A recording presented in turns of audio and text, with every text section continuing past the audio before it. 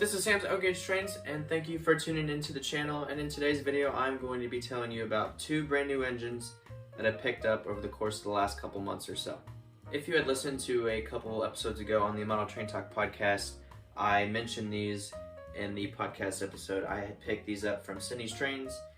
He bought these and restored them internally so they would run smooth again and have a new life, and he didn't really use them that much, so he offered them to me and I accepted.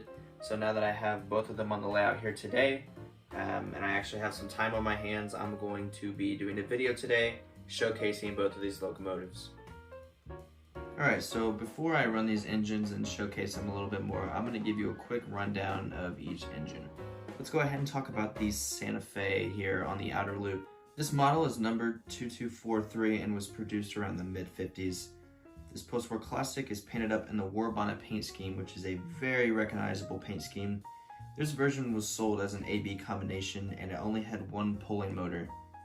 Now, even with one motor, it still pulls very well thanks to the Magnum traction.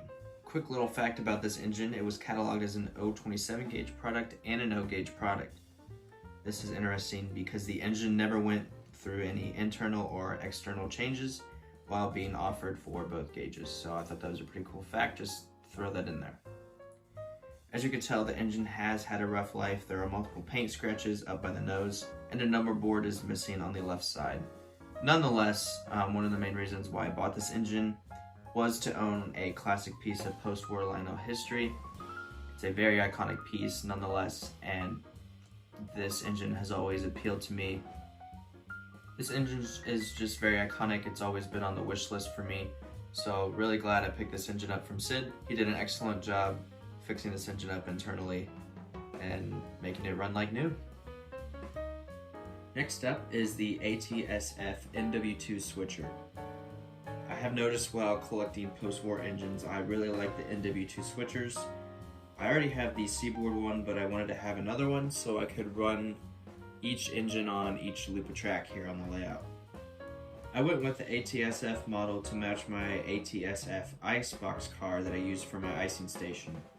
Upon researching this model, I learned that the 6220 version of this has a ringing bell inside.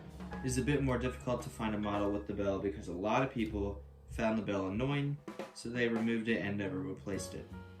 Luckily, Sid found this piece in his local hobby shop and it still had the bell inside of it. He restored the engine internally and got it running like new. I had originally planned to buy this engine a while ago, but I ended up buying the turbine instead, if you remember that video from a couple months ago. Later on in the year, I saw that Sid was trying to sell this 6220 NW2 switcher. I ended up buying this one from him along with the F3 that we just talked about before. I am grateful to have both of these post-war engines in my possession today. Alright, so now that I've given a quick rundown of each engine, let's see these post-war classics in action.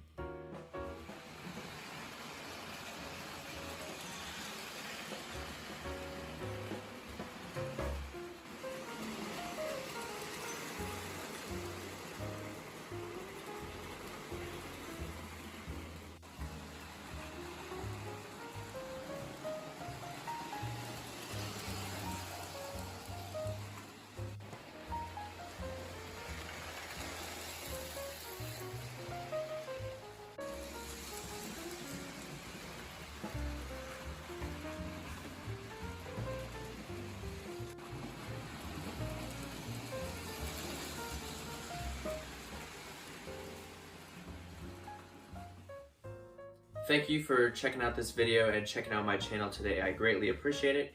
If you want to see more videos like this, click the link right around this area to see my YouTube channel. If you want to see my ongoing project, which is called the Model Train Talk podcast, click around right here. Other than that, see you guys in the next video.